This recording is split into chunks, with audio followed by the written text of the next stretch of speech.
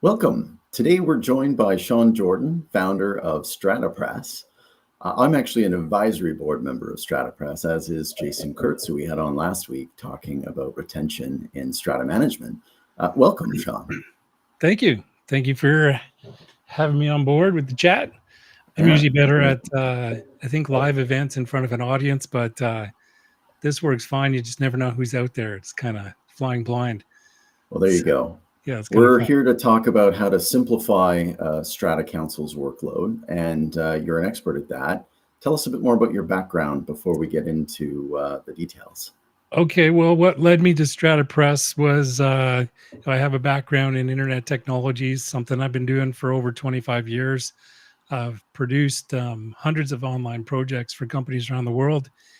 And this was just something I did for our stratas. I was a council member, a strata president for 3 different stratas over a 15-year period. And every one of those stratas, I provided them a website of some kind to access documents. So the strata owners could access documents and communicate with the council, and in some cases, the property management company. So that background, online technologies, working with stratas. I did actually do my property management licensing course 25 years ago. I never actually worked as a licensed property manager. I just did that. So I knew what I was doing for some property investors on the west coast of Vancouver Island. And yeah, so that's how StrataPress was born. When I came back from Vegas, I was still council president for a property in Victoria. I was in Vegas for 2 years, and we did everything online. And it worked great. Back then, we did conference calls on the phone instead of Zoom.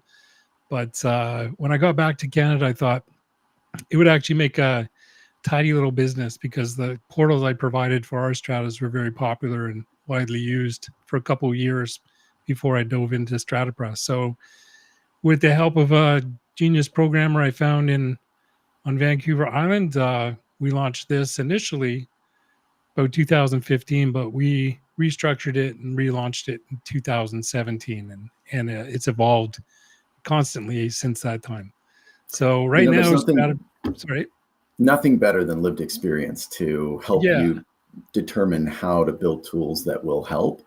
And obviously, having served on several strata councils yourself, and I know your technical co-founder Paul has done the same, sets you up really nicely. Yeah, helps your lead programmer is also president of his strata council, so that's helpful.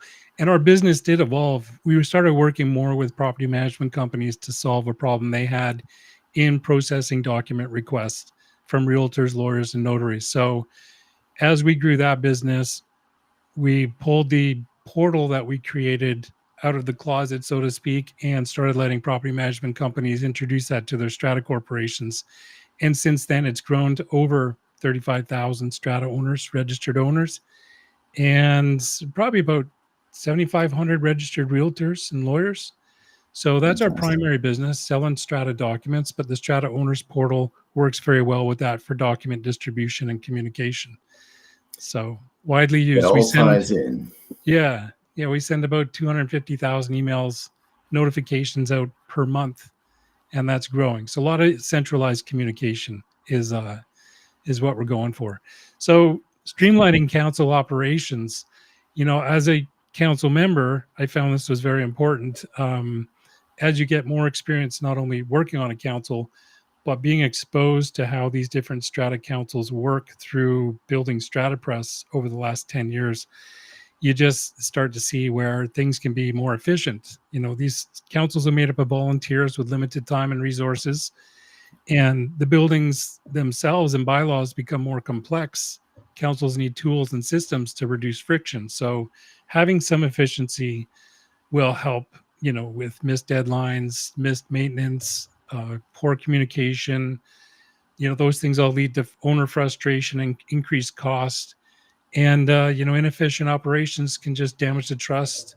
And, you can avoid disputes if you're more organized, I suppose.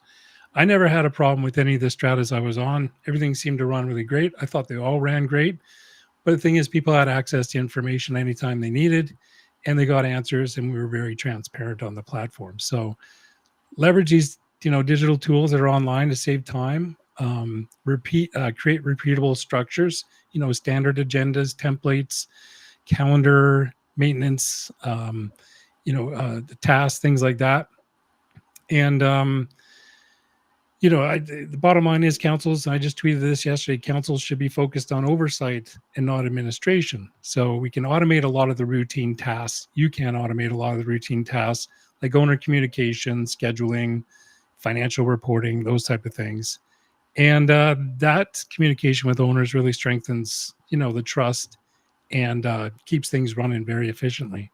So communication is key in all multifamily communication and a little bit of planning. Plan the year in advance. There's not a lot of events that you have to look out for as a council, but you can plan all those things. The AGM, when it's going to be scheduled, your budgets, when your renewals on your insurance are going to take place.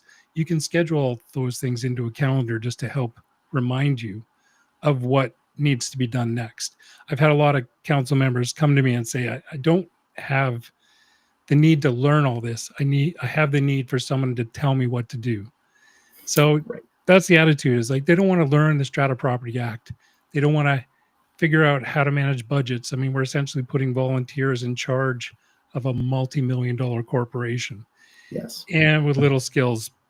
If you're lucky, you got an accountant in there doing your books, if you're self-managed, or if you're on the council reviewing information from the property manager so you can make decisions. So this is a recurring theme that we talk about. And I guess it kind of starts with document management. So centralized, that's the problem. Scattered documents. Council members store documents in personal emails, desktops, paper folders. This creates confusion, slows down response. You risk losing critical records. And then you got the turnover at council can make this worse, because you got new members looking for old information that somebody else had who may have moved and may not even have any association with the property. So centralizing where your documents are stored and managed is essential. If you can get a system that's searchable, you can search the archives, digital systems that allow you to do keyword searches or dates or document types. Those are very helpful. Reducing the risk of duplication or contradiction when you got similar, same name document, but two different versions. So having it all centralized in one spot can avoid those type of things. And like I mentioned, council transitions, new council members can be granted instant access to a full historical record. And there's no need for that physical handoff of, where's the binder? That's a really good point. So this allows that continuity as board members change. Yeah. And that's super important, because board members will change and people are very hesitant to get on board with the council, mostly because there's frustration. There's no information to work with. So if you're giving access to a Strata owner or a council member, they can find the information. It's all archived, it's all organized. And in some cases, some systems allow you to search through the documents. And things like AI will make this even easier, where you can ask for specific information from certain documents, like your AGM minutes from 2 years ago. You might want to inquire something about that, without having to open up, some of these documents are 30 pages. Same with bylaws, things like that. So centralized document management, that's a very essential step. Digital voting is, it's starting to appear more often. Obviously, since the pandemic and stuff, this is becoming more acceptable. Many decisions, especially minor ones, are delayed unnecessarily, waiting for a council meeting. So these delays can slow down repairs and communication and just general responsiveness. So digital voting enables council members to review a vote on issues when their time allows for it. If you put an expiry date on the voting time, next Friday, they can vote on issues once they've reviewed the information. And so there's no need to coordinate everybody's availability for a quick decision and a vote in real time. You can send out a poll or do some digital voting as well. So some systems allow for that. So some of the issues you might want to vote on, approving a quote that's under a set spending limit, selecting a preferred contractor from a pre-vetted list of options, Right. Approving meeting minutes, those type of things. And then those decisions can get ratified at the next council meeting. Yeah. The councils should agree on what type of decisions can be made digitally. So routine maintenance, document approval, those type of things. And then you don't have to wait until that, because even some stratas, our strata had a meeting every 3 months because we were just efficient. Every month there wasn't enough things to talk about that needed immediate, action. So, if you have to wait 3 months to get a decision on something, that could be frustrating for strata owners. I was talking to somebody recently who kind of has the bare minimal management contract, which they kind of describe as a 4+1, meaning that you get your 4 council meetings and then your 1 major AGM. Yeah. So, being able to have additional capabilities to make decisions between those, I think is very important for urgent matters. Yeah. Or even just to avoid delay, time sensitive issues like choosing a landscaping, rock bed or bark mulch, so they can make those decisions quickly without everybody getting upset and it's pre-approved on a budget. It just, let's make some decisions. That's interesting. It makes me think about polling the owners at large as well, and being able to get their input on something as critical as the bark mulch decision, but and that's, if you got a flexible platform that can just poll council members or poll all strata owners, and there's polling software out there. There's some systems have polling built right in as well. So the polling, it also archives, those responses. Digital votes can be recorded for the next set of minutes. Pardon me. Fantastic. No, that's a great tool, and obviously that makes a lot of sense. As we're talking about streamlining, nothing streamlines more than having some standardized templates. Tell us a bit more about what your thoughts are in that area. Yeah, so unstructured, loosely run meetings can go off topic very quickly or run over time. So if you have some templates, your important items won't be forgotten. Decisions can be documented. So everyone knows to expect. If you create templates for agenda items, timelines, required decisions, this will reduce anxiety for both council members and any attending owners.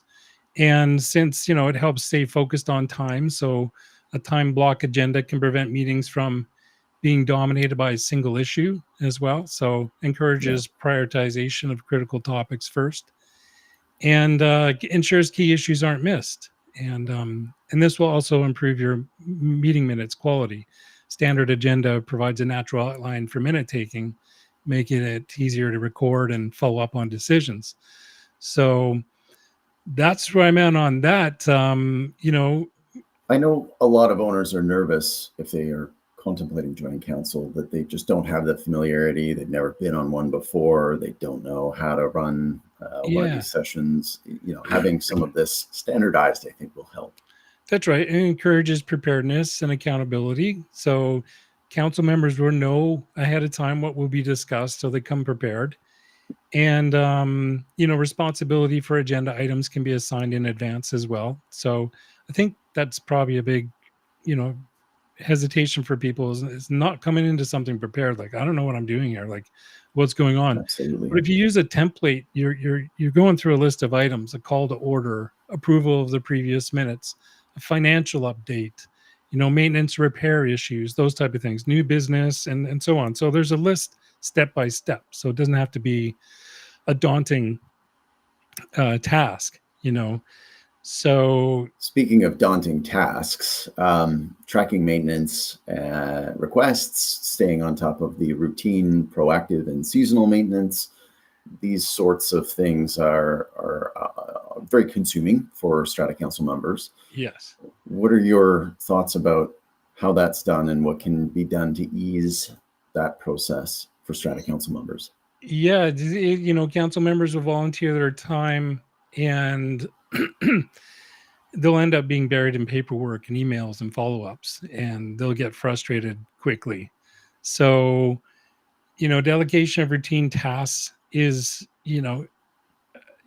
delegating the workload amongst the volunteers. So, each council member has a role. Sometimes it's just, they're the treasurer, they have something specific, or there'll be a member at large. So council's role is to make decisions and provide oversight, and not to track every light bulb replacement or email for an owner. So delegating also allows council to focus on bigger picture issues. So exactly. And yeah, we talk a lot about correspondence. It's been a huge issue for the strata management industry. At a self-managed level, those issues are just downloaded further onto the volunteers. Again, having ways to streamline the management of tasks, the communication, and the follow-up is routine. And I know that you've put a ton of thought into that. Tell us a bit more about what your approach is to creating these clear communication channels. Well, I think the most important thing about communication is transparency. That's the one thing about the messaging that's going back and forth. The other thing about communication channels, when you have a new council that comes together, I used to get council members come up and say, well, I've got a specific email for my council duties, because they didn't want to mix it in with their personal email. And I could understand that. But using a centralized system that doesn't disclose your personal email could help alleviate that, because the number one problem was nobody was checking their council email. So it was like everything was just going off into ether on these made up emails to keep it separated, but nobody was getting the messages and getting the information. And honestly, a real issue is when you put your personal email into meeting minutes, that becomes part of the corporate records. That's now contact information for the strata. And I know that this is something that we've talked about before. You really do want to make sure that what you're putting into the corporate records is meant for corporate communication, and having a way to redirect that from being a personal email or from being something that is set up specifically for strata but that gets overlooked is a system that centralizes that. And so how does it work then? If I'm an owner in a community and I've got a StrataPress platform, how do those communications get managed? So we've got 4 different types of communication channels that are specific for whatever the purpose is. First one is just sending out updates, which goes from the strata council or the management to all the owners. There's discussions that are created by council members that include all the other council members by default, but they can add specific owners into a discussion. Right. And that could be just volunteering some work in the landscaping and providing details to those volunteers. We have requests that come from the strata owner to the management and council. And then we have notices that can go out from the management and council to specific owners, usually at one time. Here's some information you requested, or some information that's specific to you. So those are the channels we have.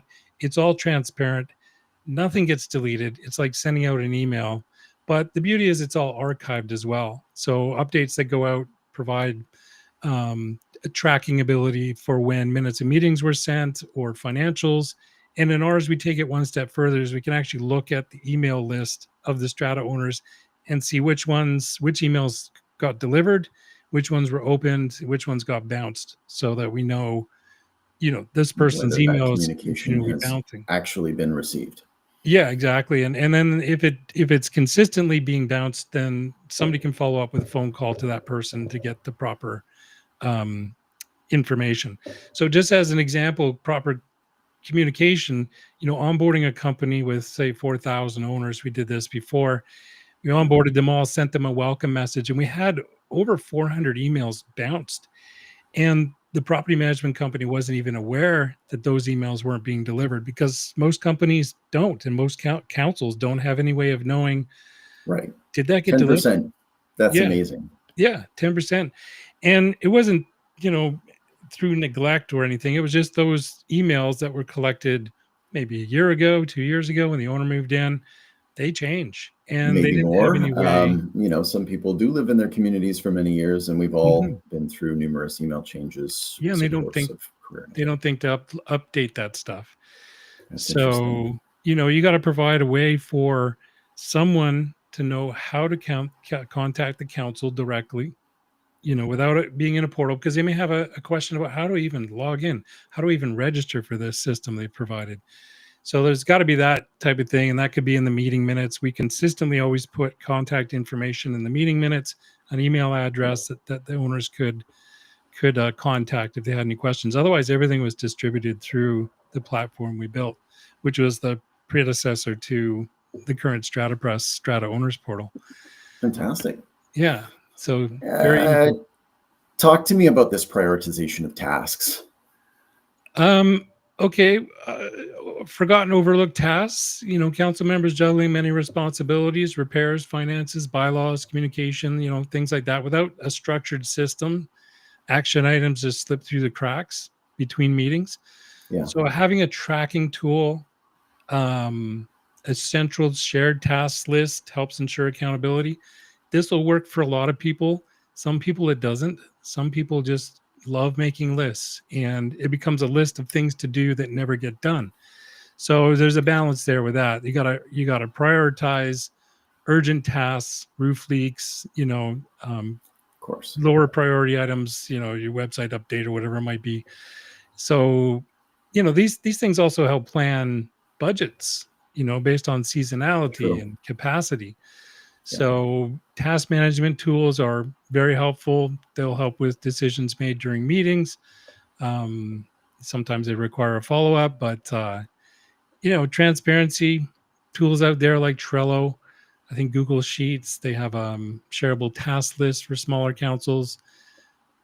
So you want to track maintenance and repair items, owner communication and complaints, insurance compliance renewals, things like that, action items and follow-ups from previous meetings, and even projected timelines. So these are important tools as well, just as long as they don't get out of hand with endless lists of things that never get done.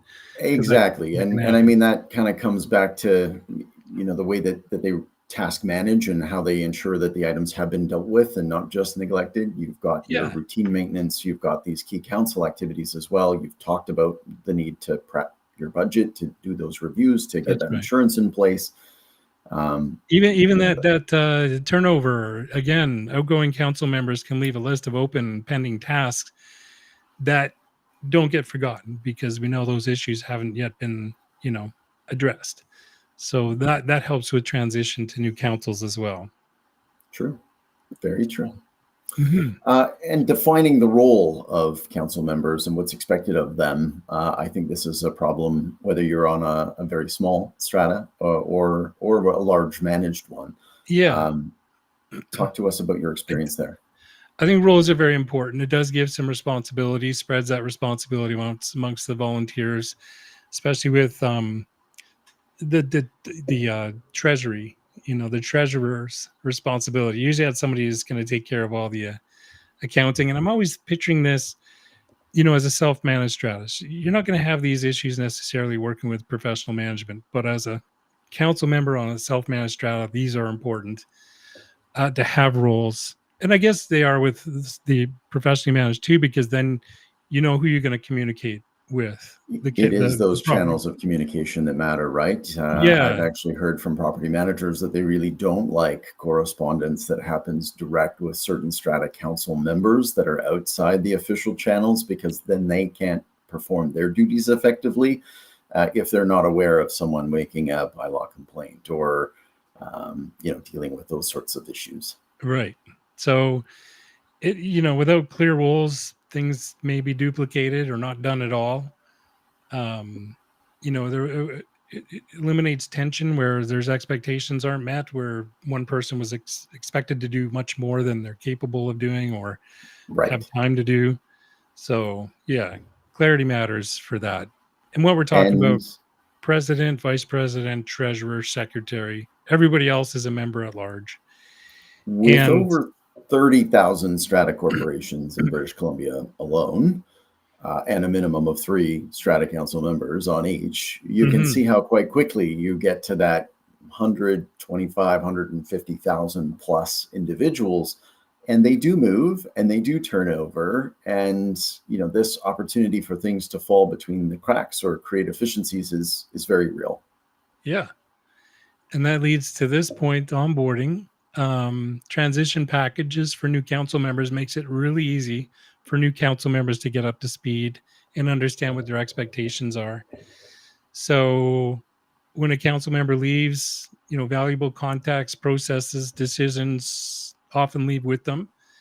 And new members are left to figure it out, leading to efficiencies and delays or repeated mistakes. So having a structured handoff ensures council members can hit the ground running and reduces that learning curve, minimizes disruption on ongoing projects. Because you never know when your AGM, I guess when it's coming up, but projects scheduled around that, and suddenly you've lost 3 of your council members to new members, new volunteers. So you got to have a transition package, an onboarding package that can be created to make sure that there's a manageable handover. And if you're using a platform like StrataPress, that information's all recorded. It's all in sequence. It's all chronological order. All the information centralized, that type of thing. So I recall when I first was introduced to you that what stood out to me was that you were able to have that continuity, and that it didn't matter whether you were self-managed moving between council members, if you were managed moving between property management firms, or taking the jump between those 2 different tiers. Whatever the case was, the continuity of information, the continuity of communication was retained. And I think that that's hugely important.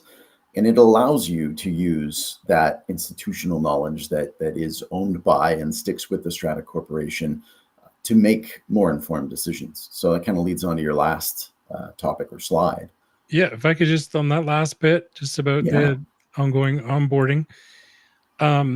When I see councils, when I do talk to them, I do ask a lot of questions when we're doing a Q&A demo of StrataPress, for instance, and I'll ask them, what kind of information do you wish you had when you first joined your council? And, that provides a lot of feedback. Nobody gets asked that question like, oh, well, I mean, if you were going to give me information, this is what I would have preferred, I would have appreciated. So it gets them up to speed. So I think the onboarding package and transition package to new council members is, even if it's an updated page on a website, or take responsibility once a year, review that onboarding package so that new volunteers can be up to speed and things don't get, dismissed or lost. And there you have it. The number 1 request. That's right. Using data to inform decisions. So, without access to reliable data, councils will often make decisions based on opinions, assumptions, past habits. So this can lead to inconsistent outcomes and a lot of mistakes. So good data removes guesswork, enables faster, more confident decisions, and kind of moves the council from reactive mindset to proactive planning approach, which I think you always want to be, is not reacting to a situation, but proactively being ahead of it. So types of information that you can track: financial trends, your budget versus actuals, rising costs, overdue strata fees, maintenance history, frequency of repairs, vendor performance, failure points. You've got owner feedback, complaints, patterns and concerns, noise, parking, bylaw violations. Yeah, insurance claims.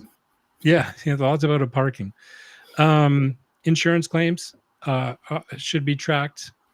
That I think those are very important, especially if you have repeating problems, water damage. If you don't track this stuff, you might not see there's an underlying problem or risk of it happening again. And new council members come on board and are unaware of these previous events. So, and then depreciation report, reviewing that. Lots of good data in there. What's been addressed? What's still pending? So, I attended a webinar yesterday with Winford, and what was really interesting about that was how the mindset of proactive versus reactive makes such a huge difference. So again, having this informed decision process, thanks to better data being in place, is huge. it's much more helpful to be proactive than reactive. It's less stressful as well. So, those planning insurance and things like that. So definitely. Sean, we could talk about this stuff all day because we love it and we live it. But we do try to keep these things short.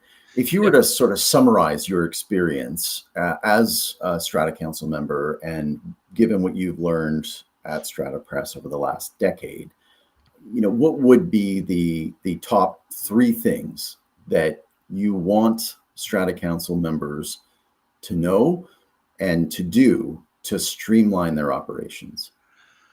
Okay, well, like I said, the number one thing for us was transparency. So always maintain transparency. This reduces friction and reduces conflict. For me, I advise council members to, especially when I was on a council, to stick with the mandate of the Strata Council, which is to maintain common property for the benefit of all the Strata owners. Right. That's really the priority. That's what you're looking at, is keep the property value there, maintain common property, and avoid the personal conflicts and trying to become a mediator. There's mediation available for that, but the Strata Property Act also provides great guidelines about what you should be doing as a council member or as a Strata corporation, and just stick to those parameters, and not try to get involved in disputes between owners, and just outline the priorities of the Strata Council very clearly to the rest of the owners. Maybe when you're making your pitch to be on council, you can then say, this is what I would like to focus our efforts on to save money or to improve the property and to attract volunteers, because one of those things, those personal interactions and disputes, are what really turn people off from working on a council. So transparency, stick to making decisions for the benefit of all the owners on common property and expenses and things like that. And lastly, I would say it does take an effort. It's not going to happen automatically, but we can reduce the amount of effort it requires. If my vision is over the next few years is to really integrate an AI component that can not only walk a council member through the tasks they have to do as a group, as a collective and individuals, but also allows them to find information quickly and easily and back up that information with the actual documentation. So if you're asking for what's the pet bylaws in my Strata, it'll not only give you the answer, but it'll point to the document that outlines your pet bylaws as written in the bylaws. So those type of things. I hope that helps. I think owners should be very interested in being on council. I was always on council because I was protecting my investment. It's the largest investment probably any individual is going to make, is buying their condo or strata property, whatever it is, Bearland Strata. You want to protect the interests, and so you should be involved in decision making of maintaining that common property and keeping everything running smoothly. If you're on a Bearland Strata, for instance, probably have to deal with lift stations for your sewer or water, clearing the roads of snow in the winter. So it takes a bit of effort, but we can automate a lot of this stuff and we can push proactive tasks to do. And I think it just makes strata management a way easier to do. It's far easier. Got me smiling because I'm hugely passionate about financial literacy. That's what got me into this in the first place. And I do think everyone that lives in one of these communities should care. We have time for just 1 or 2 questions. One that came in, Sean, was, do you have a way to track bylaw violation notices? Yes, we do. We just set up a system that allows you to send out.